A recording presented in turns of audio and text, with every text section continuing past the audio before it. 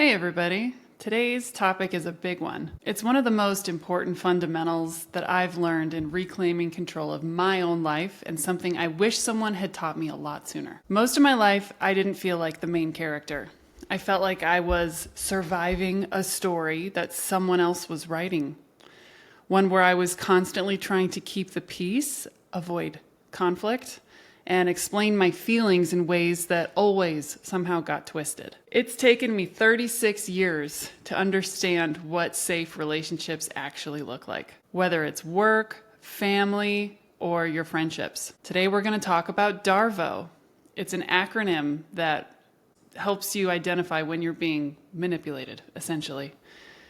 And once you learn how to spot it, I promise you, your life will shift. You'll recognize it in conversations that you've had with people in the past where things went sideways, fights you were blamed for, and work environments that felt toxic, but you couldn't exactly figure out why because you were in such a fog. If you are someone who is highly empathetic and avoids conflict like I used to, or just tries really hard to be kind, there's a good chance people have used this DARVO tactic on you. I'll tell you what it stands for in a second, but it's probably made you question your reality, your tone, why you came across the wrong way when you were trying so hard to get the person to understand you. And it's probably made you question whether you're worthy or not of having boundaries. It's probably caused you to question your worth. If you've ever had moments where you've tried to advocate for yourself and it ended in you feeling shame, or if it ended in an argument, you were likely DARVO'd hard, but you didn't know it. This episode is all about giving you the language and helping you reclaim your power and giving you clarity to move forward in this life as the main character and how to make sure you don't allow people to treat you this way. Because from now on, you get to decide who gets access to you. So let's get into it. DARVO is a manipulation tactic often used by people who are emotionally immature. And they can't handle being confronted by the very true thing that they did. It stands for deny, attack, reverse, victim, and offender. Now that's a lot, but basically it's what happens when you bring up a valid issue, they flip the script, and now somehow you're the bad guy or girl. And it sucks. It feels really, really bad. People who do this often do it subconsciously. It's a survival tactic from their childhood. Someone did it to them and taught it to them, but it's a trained defense mechanism rooted in their own fragility and a way for them to maintain power over you and the relationship dynamics that you both have. Once you start believing in yourself or wanting a better life for yourself or finding your values, finding your boundaries, learning new ways to say, hey, I didn't like that. Please stop. People who are used to you just taking it and taking it and taking it, they're not going to like that suddenly you have the ability to dust your knees off and stand up for yourself to them. But it's not about you. That's important to remember. It's about them not being willing to look in the mirror or take feedback. And that's not healthy. An example of DARVO would be if you said to a boss or a coworker, let's use a work example. If you said to them after a meeting, hey, it really hurt me when you dismissed my idea in front of the team. Their response would be something like, oh, that's not what I meant. Or, oh, you're being too sensitive. Oh, don't take it that way. That is your first indication, blinking red light that you are about to be DARVO'd. Pay attention. Stay in your body, which means your heart might start to race because they're denying your reality and your lived experience. And that's not okay. So they would do something to deny that that's what happened, okay? That's not even what I meant. And you say, well, that's how it felt to me, and I want to talk about it. This is where it's like you're ticking up a roller coaster, tick, tick, tick, tick, tick, and now you're about to go into the biggest, wildest, loop-de-loop series of a roller coaster ride, and it feels like you don't have a seatbelt on, and you got to hang on for dear life. Because they will realize that you're holding your ground. And this is where we get into accuse, reverse, victim, offend. So they'll say something like, oh, wow, so I'm the villain again. I was just being honest, or you always twist everything that I say. I guess I can't say anything around you anymore without being attacked. And then they bring up all these other completely unrelated things like, well, what about that project recently where you missed a deadline and I got in trouble? After everything I've done for you, after every time I've stood up for you, this is not that big of a deal. You keep canceling coffee with me. That hurts me too. They'll bring up all these other unrelated things that become a barrage attack of things that you might not have even known were an issue. They'll start just grabbing at things to shove it in your face and say, you're bad too. In fact, you're worse. How dare you hold me accountable? And then what happens next is you feel guilty and ashamed and a little unsure and embarrassed maybe, but you're unsure of if you should have even spoken up in the first place. For me in the past, it's been like, okay, I hate conflict. I grew up in a household where you did not question authority or you got in major scary trouble by dad or mom. And it was the 90s. That's how we were raised. There was, physical consequences if you spoke up, or you'd be sent to your room to be made to feel wrong or bad for having feelings. That didn't teach me to have healthy boundaries as an adult or to be curious about why something was happening the way that it was. So in the past, when this has happened to me, when I get DARVO'd, my fight or flight kicks in, my heart starts racing, my thoughts get confused and tangled up, and I either get angry right back, depending on how long I've known the person, or I shrink down and I freeze and possibly even slip into a flight response where it's like, okay, you know what? You're right. Never mind. How dare I feel bad? Because I just couldn't handle feeling misunderstood or feeling like I was going to lose the relationship that felt like a key relationship. Now today, fast forward, I'm not advocating that you need to go do this, but I've gone no contact with 2 family systems, the one I was born into and the one I married into, because I was looking for relationships where we communicate in a healthy way. DARVO was the foundation of both those family systems, and I couldn't take it anymore. So I'm very isolated and alone right now, waiting for my new people to come and going out and living my life with my new rule of nobody's allowed to tell you that your feelings are wrong or bad. That's a very simple measuring stick. Might sound like a episode of Barney or Mr. Rogers. No one's allowed to tell you that your feelings are wrong or bad, okay? Great, have a nice day. No, but seriously? Your relationships, the people who have access to you, when you have something to bring up that is how they made you feel, you want to bring up your feelings around something they did. If you are not met with anything other than curiosity, it's not a healthy relationship. Healthy responses to you bringing up a concern are statements like, I didn't realize I hurt you. Thank you for telling me. Let's talk about it. Or I need a minute to process this, but I want to understand, so let's talk about it. Or if they need to say, like, give me a day or two and then I want to talk about it. That's healthy too. People are allowed to take their time. Or if someone says, I didn't mean it that way, but I can see now how it landed that way and that wasn't my intention. So of course, let's talk about it. But you never want to be met with, that's not what I meant. Hard stop. That's unhealthy. Or even just like the golden response is, I'm sorry I hurt you. Let's talk about it. That's just like, duh. Think about the people in your life right now, whether it's your spouse or your boss, your coworkers, your neighbors, your mom, your sister, your friend.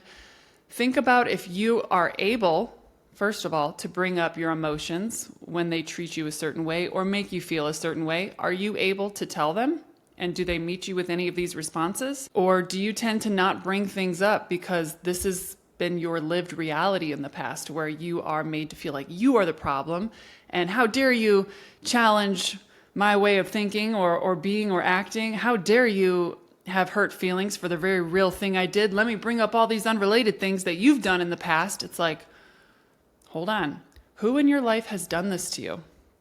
Again, it is not easy to go no contact. I still grieve those relationships because I loved those people, but it wasn't healthy for me and I couldn't think straight when they were integrated into my daily life. They confused me. They left me feeling misunderstood and hurt, and I didn't want this life to be like that for me, and especially for my kids. They needed a stable mother who could hold her ground and love herself enough to say, this doesn't serve me.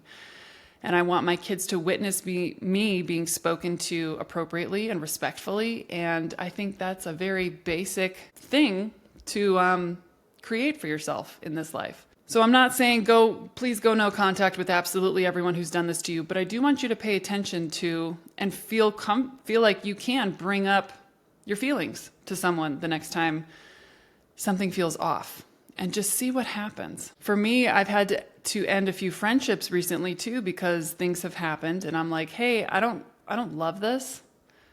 Let's talk about it. And right out the gate, it's, oh, you're being too sensitive. And for me, in my experience, I haven't been able to magically get someone to get it. Like, oh, Christy, thank you for bringing up Darvo. I even with a friend, this person Darvo'd the heck out of me, and the whole time I was like, really? Shoot, you too? I even went so far as to find articles, and I said, this is a Darvo response, and it's unhealthy. Like, I went a level deeper, and they stood their ground even more, and it was just a standoff that I just walked away from, because I was like, I can't get you to get this overnight. It's also not my job to teach you how to communicate respectfully. And if you're not curious at all about how you made me feel, if you're not going to meet me with curiosity to my lived experience of this relationship with you and what just happened, then I have to walk away, because I don't have time to teach you. I've got kids to raise. I'm running a business. I'm rebuilding my life. If this works for you, that's great, but this doesn't work for me, and this is not how I let people treat me anymore. So I release you with light and love. Ooh, I've had to release a lot of people with light and love, but it's worth it because I have peace. So I'll leave you with this. If you are having a Darvo response unfold in real time, it would be nice to know some statements you can have, or just some best practices for how to respond to a Darvo situation. Okay, so I'm going to leave you with that. So when you're first met with the D of deny, that's not what I meant. Oh, you're being too sensitive. Oh, it's no big deal. Pause, because that's part of the trap. You want to stay grounded in your original message. So saying something like, okay, I'm not here to attack you. I brought this up because the moment hurt me and I deserve to get to talk about it. It's the funniest thing, you guys. When you start to use different language, people who are used to you being a certain way will be like, you've changed.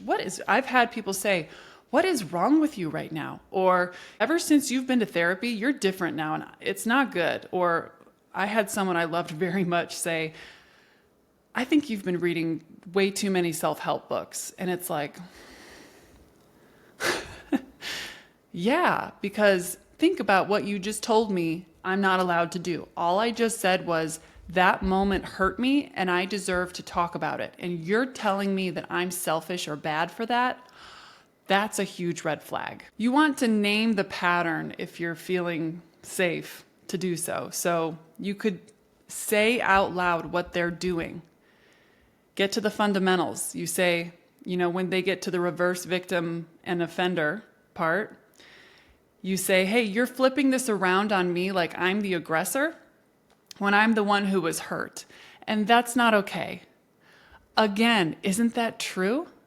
But does that feel scary for you to say to people that you love? If that causes someone to go into a tailspin, they are trying to manipulate you. They are used to you being so easily manipulated, and there's nothing wrong with you. But this can't continue to happen to you if you're going to have a fulfilling life with people who are surrounded by you, who earned their seat at your table. You get to decide who gets access to you. If you saying you're flipping this around like I'm the aggressor and I'm the one who was hurt and that's not okay, that's a very basic thing to say. If they lose their mind over that, please reconsider if that person is someone who needs to be in your life.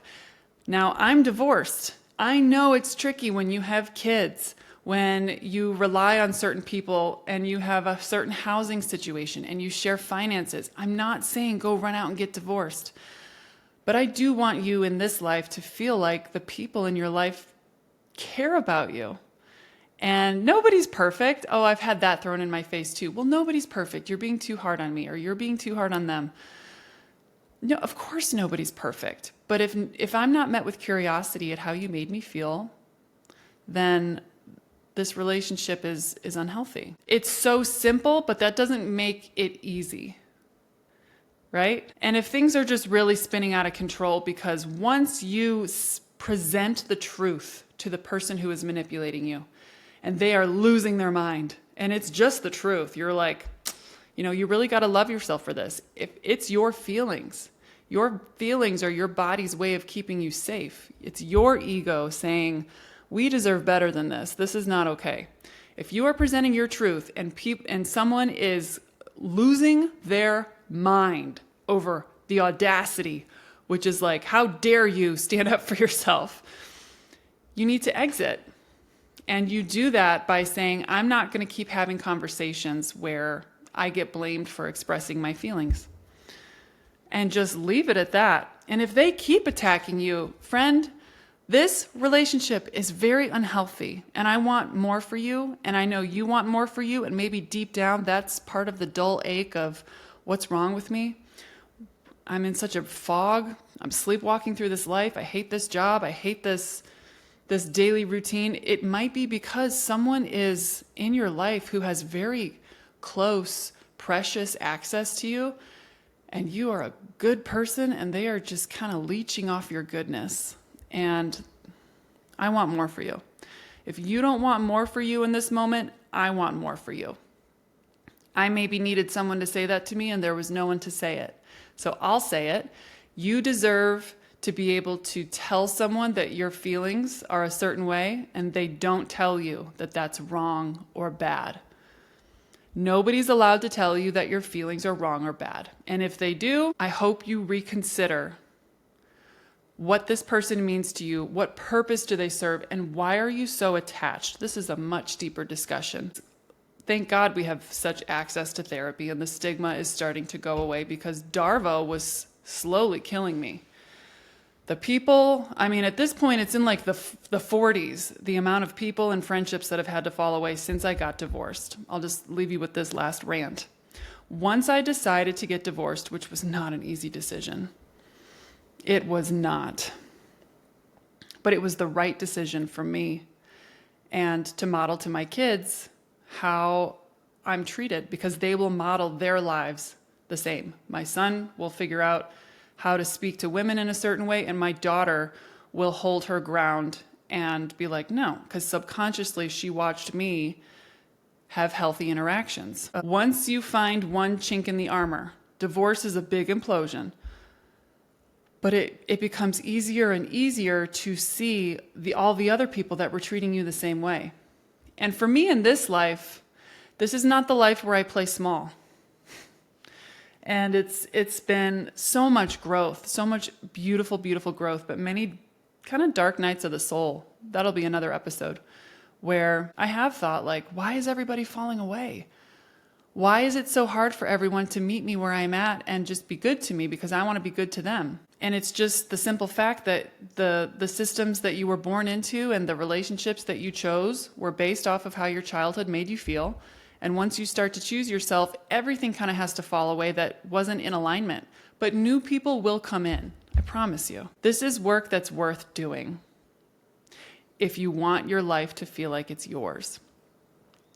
But initially, once you start to learn these fundamentals and notice things like DARVO, you will see how many people use it on you because you're a good person.